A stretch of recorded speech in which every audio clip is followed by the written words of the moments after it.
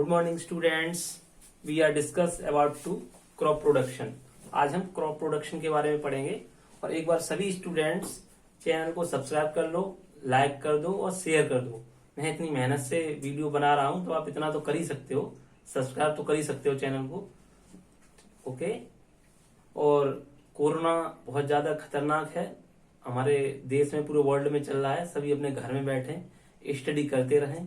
Study बहुत जरूरी है, स्टडी को न छोड़ें किसी भी कंडीशन में। और मैं हमेशा वीडियो लाता रहूंगा। चैप्टर फर्स्ट है क्लास 8 का पार्ट 1।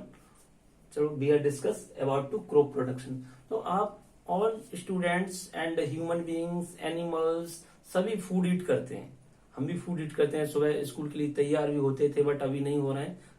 खाना खाते हो तो वो खाना हमें मिलता कहाँ से है, कहाँ से हम फूड प्राप्त करते हैं। कुछ समय पहले भी फूड प्राप्त करते थे, उस समय क्रॉप यील्डिंग इतना अच्छा नहीं था, but now days crop yielding सही है। तो खाना हम कहाँ से प्राप्त करते हैं? क्रॉप, जो क्रॉप प्रोडक्शन है वहां से हम खाना प्राप्त करेंगे। तो हम इसी के बारे में पढ़ेंगे, क्रॉप को हम किस तरह से, किस 10,000 साल पहले, 10,000 ईयर है वो, हमारी जो क्रॉप प्रोडक्शन था वेरी लेस था, but now days crop production कितना सही हुआ है। तो क्या क्या टेक्निक्स यूज किए हैं, और पहले कुछ इम्प्लीमेंट नहीं थे, अब टेक्नोलॉजी आ गई, इम्प्लीमेंट भी है। तो so we are discuss about to crop production in detail.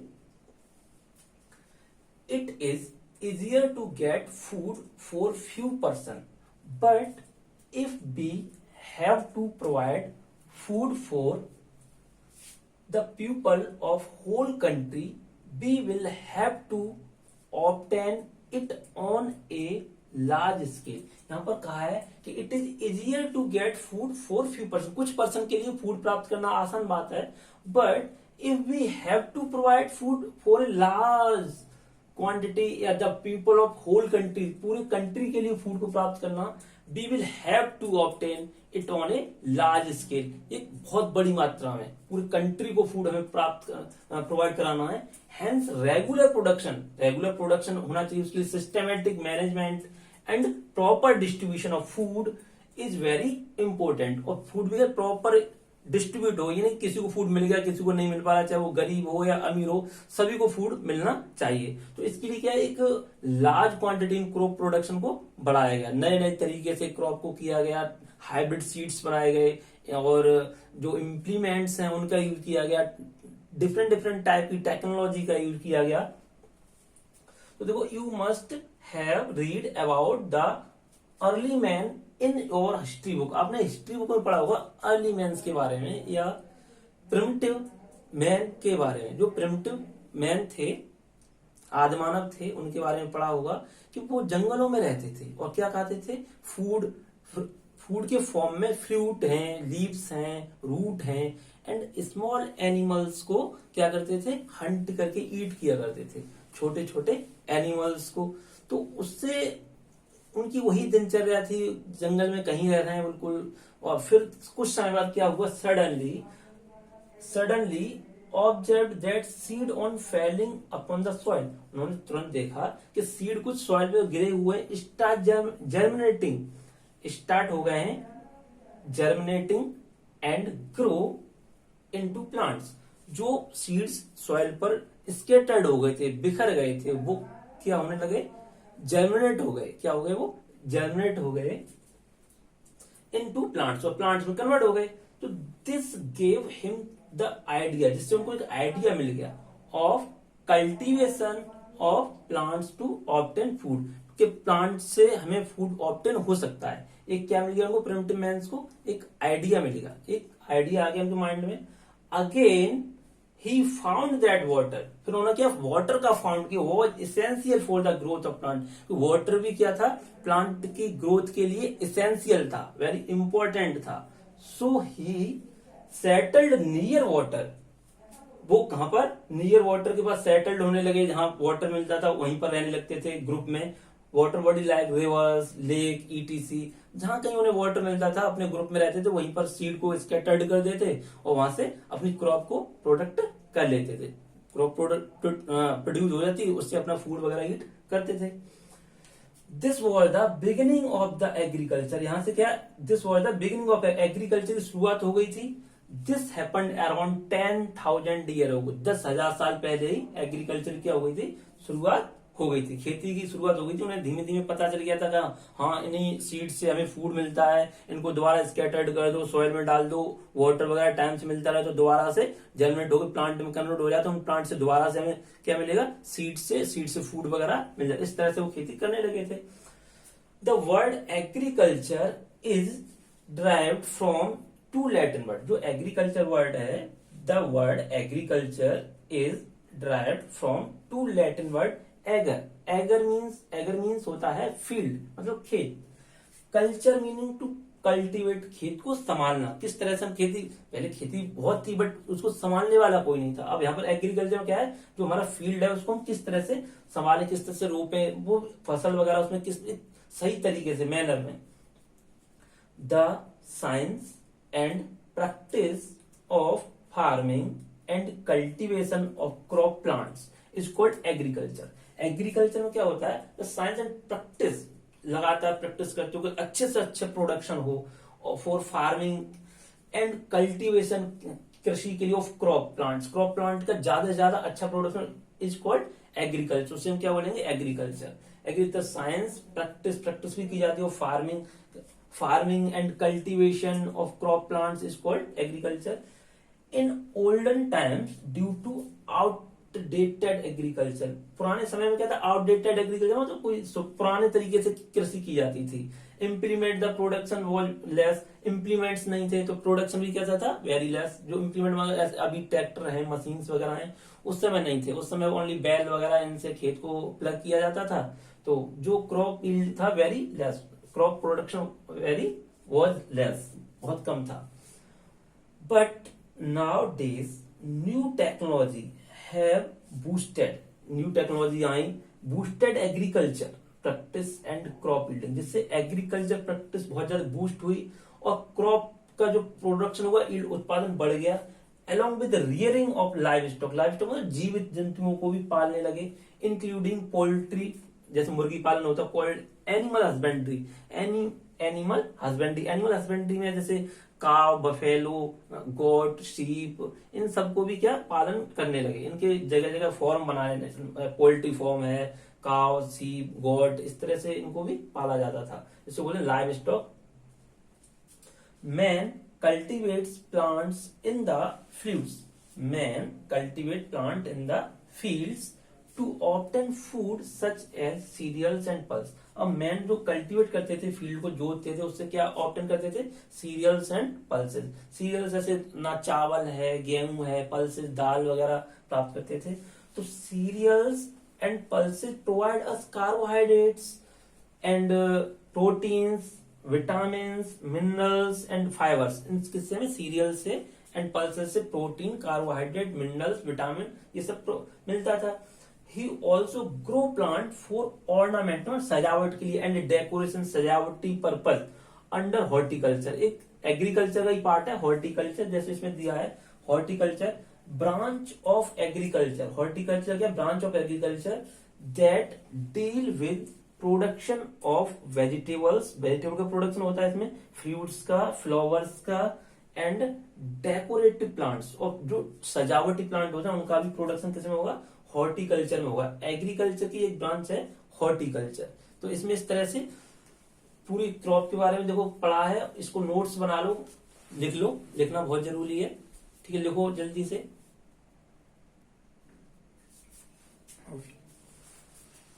हाँ स्टूडेंट्स, अब नोट कर लिया। अब क्रॉप प्रोडक्शन के कुछ 10 टास्क हैं, बहुत इंपॉर्टेंट टास्क है, इसी में पूरा चैप्टर एक तरह से कंप्लीट हो जाएगा। इसको शॉर्ट में बता दिया है, फिर इसके और आगे सेकंड पार्ट में मैं आगे और कराऊंगा। इसमें देखो agriculture practice, the various task perform by the farmer to raise a good yield of crop are called agriculture practice.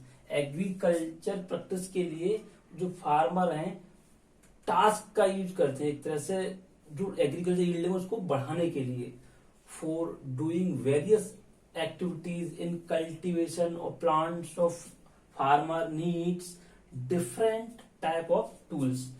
These tools are called agriculture implement. जो एग्रीकल्चर है उसको गुड यील्डिंग के लिए, जो क्रॉप है क्रॉप की good yielding obtain करने के लिए डिफरेंट डिफरेंट टाइप के टास्क यूज करते हैं। कोई हाइब्रिड सीड्स लाते हैं, यूरिया, डीएपी और वीडीसाइड, पेस्टिसाइड सबका यूज करते हैं, क्रॉप यील्डिंग एक गुड क्रॉप यील्डिंग हो, जिससे होल कंट्री में फूड की कोई भी लेस फूड न हो, कमी न पड़े फूड की, फूड कंप्लीट सभी के लिए रेगुलरली फूड पहुंच सके। तो ये 10 टास्क हैं, इसके बारे में हम बात कर लेते हैं। फर्स्ट है task preparation of soil. Preparation of soil किसके द्वारा होगी? एनिमल ड्रिवन, वुडन और आयरन प्लग, जो एनिमल होते हैं बैल वगैरह चलाते हैं हल को, और मशीन ड्राइवर ट्रैक्टर। पहले क्या था, एनिमल ऑक्स वगैरह से खेत को जोता जाता था, अब ट्रैक्टर से जोता जाता है, पहले और में यही अंतर है। Next function of implement, function क्या करेगा? पुल्वराइजिंग, पुल्वराइजिंग अप्रूव्ड द स्टबल्स। पुल्वराइजिंग मतलब एक तरह से जो सॉइल है उसको छोटे छोटे टुकड़ों में चूरा बना देता है, सॉइल का छोटे छोटे टुकड़ों में तोड़ देता है। जब खेत जुत जाता है तो एकदम जो सॉइल होती है छोटे छोटे टुकड़ों में टूट जाती है। अपरूटिंग द स्टबल, उसमें जो भी जो ओल्ड क्रॉस के प्लांट की रूट वगैरह होती है वो सब उखड़ जाते हैं खेत जोतने से। Plugging, tilling. नेक्स्ट ट्रैक्टर और एनिमल ड्रिवन आयरन और वुडन लेवलर्स। प्लविंग और लेवलिंग, फिर उसको जोतने के बाद खेत को लेवल किया जाता है, वो भी ट्रैक्टर के द्वारा, एनिमल द्वारा लेवलर होता है, जो एक उसे पटेला बोलते हैं हिंदी में लेवलर को। तो लेवलर से पूरे खेत को एकदम इक्वल कर दिया जाता है, जिससे make soil surface even from uniform irrigation, जिससे जो पूरी सॉइल कैसे हो जाए, यूनिफॉर्म हो जाए, जिससे इरिगेशन सिंचाई करते समय कोई प्रॉब्लम न हो। मैन्योरिंग, मैन्योरिंग क्या है? तो बेटा खाद होता है मैन्योर, मैन्योर खाद को मिलाना। जैसे एक तो होता है फर्टिलाइजर, एक होता है नेचुरली काउडंग वगैरह का। तो मैनुअली और बायोडल, एक तो मैनुअली हाथों से मिलाया जाता है और बायोडल मशीन वगैरह में डाल देते हैं, जिससे उसको सीड के साथ साथ वो डाल दिया जाता है। Making the soil spongy and Airy, जिससे जो हम मैन्योर उसमें मिलाते हैं, जिससे सॉइल हमारी कैसे हो जाएगी? स्पंजी एंड एयरी, जिसमें एकदम उसमें एयर पास हो सके सॉइल में, एकदम सॉइल क्या है, सॉलिड नहीं रहेगी, स्पंजी सॉइल हो जाएगी। स्पंजी एयर की नीड है, जब प्लांट जनरेट होते हैं तो वहां ऑक्सीजन की उसको नीड होती है। आगे सॉइल, सॉइल क्या? सीड को बोना, सीड को बोना बाय हैंड और सीड ड्रिल, हाथों से या सीड ड्रिल मशीन होती है उससे इसको बो सकते हैं। Putting seeds in the prepared soil, जो सॉइल हमने प्रिपेयर्ड की थी उसमें सीड को डाल दिया जाता है, या हाथों द्वारा या मशीन, अब तो मशीनों से ही सोइंग की जाती है मोस्टली खेतों को। एडिशन ऑफ मैन्योर फर्टिलाइजर, अब उसमें क्या मिलाया जाएगा? मैन्योर मिलाए जाएंगे, फर्टिलाइजर मिलाए जाएंगे। By hand and using drill और स्प्रेयर, हाथों से या स्प्रे मशीन से स्प्रे भी किए जाते हैं कुछ फर्टिलाइजर, या हाथों से उनको मिला दिया जाएगा। Addition of nutrients needed by plant, अब मैन्योर को क्यों मिलाया जा रहा है, फर्टिलाइजर क्यों मिलाया जा रहा है? जो न्यूट्रिएंट्स हैं किसको नीड है? प्लांट्स को नीड है न्यूट्रिएंट्स की, तो प्लांट उससे प्रोवाइड कर लेता है। 5th नंबर है वीडिंग। वीडिंग होता है खरपतवार, जो अनवांटेड प्लांट होते हैं उसको हम क्या बोलेंगे? वीडिंग बोलेंगे। वीडिंग को निकाला जाए ट्रॉवल, खुरपी से, हैरो या स्प्रेइंग वीड्स, जो स्प्रेइंग वाली मशीन होती है उससे वीड्स को स्प्रे करके, मेडिसिन वगैरह का, वीडीसाइड का स्प्रे करके, वीडीसाइड का उसको अलग किया जाता है। Removal of weeds, unwanted plant, जो अनवांटेड प्लांट है उनको भी दूर किया जाता है। तो वीडीसाइड्स का देखो स्प्रिंग मशीन होती है इस तरह की, मैं आपको दिखा देता हूं, एक minute.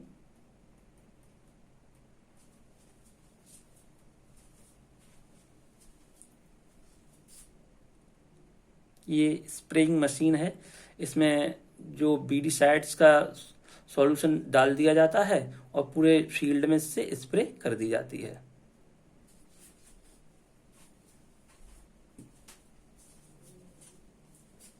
Crop protection sprayer, manual और नैपसैक स्प्रेयर, जो मैंने अभी दिखाई थी उसको हम नैपसैक स्प्रेयर बोलते हैं। एरियल स्प्रेयर बाय लो फ्लाइंग हेलीकॉप्टर, एक एरियल हवा में से भी स्प्रे किया जाता है। लो लाइंग हेलीकॉप्टर, जो हेलीकॉप्टर होते हैं उनको थोड़ा नीचे फ्लाइंग करा के और उससे भी स्प्रे किया जाता है। लो लाइंग हेलीकॉप्टर भी आपको दिखा देता हूं मैं।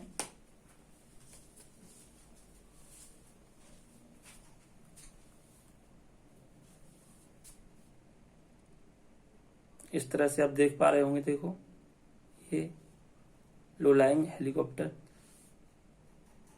इस तरह से स्प्रे करते हैं मेडिसिन का।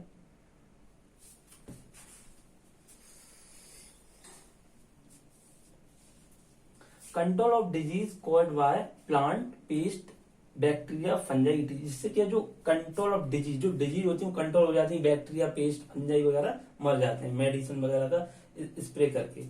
हार्वेस्टिंग, हार्वेस्टिंग में क्या हुआ, स्किल्स जो दराती वगैरह होती है, हार्वेस्ट कंबाइंड मशीन होती है, बड़ी बड़ी जो टेक्नोलॉजी जो आई है, कंबाइंड मशीन से खेतों को काटा जाता है। हार्वेस्टिंग एंड थ्रेसिंग, एक साथ ही harvest and threshing. Combined machine दिखा देता हूं आपको, देखो इस तरह की कंबाइंड मशीन होती है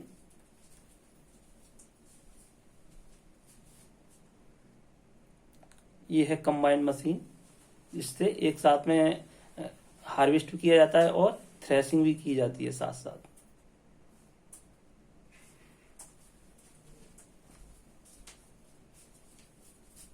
harvesting and threshing. Reaping of crop plant, reaping मतलब क्रॉप प्लांट को काटा जाता है। थ्रेशिंग क्या, manually thresher combined animals, manually भी की जाती है thresher combined animals. Separation of grains को अलग अलग करने के लिए, अब देखो आपको मैनुअली भी दिखा दूंगा, थ्रेसर और कंबाइंड तीनों से अलग अलग किस तरह से देखो मैनुअली करते थे पहले।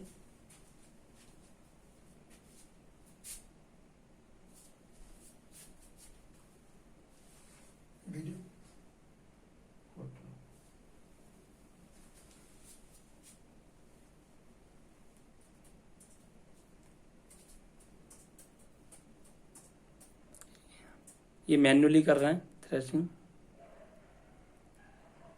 इसके बाद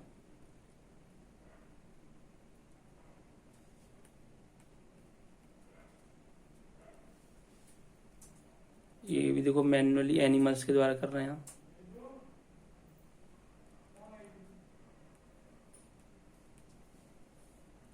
ये कंबाइंड मशीन के द्वारा।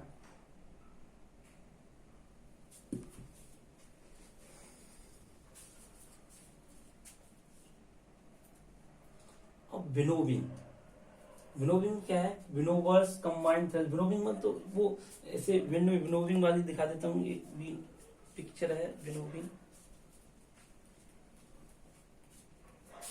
ये देखो इस तरह से विनोविंग करते हैं। विनोवर है, ऊपर से डाल रहा है और ये विनोविंग कर रहे हैं।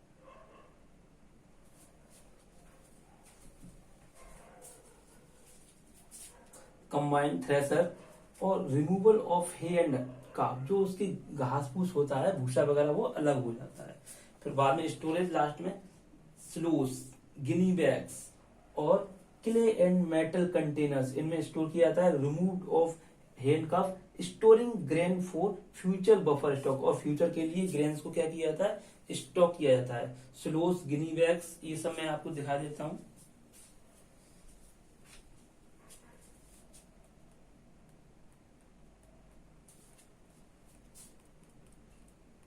गिनी बैग ये है, देखो आयरन कंटेनर वगैरह हैं, ये क्ले कंटेनर हैं। गिनी बैग तो आप जानती हैं सभी।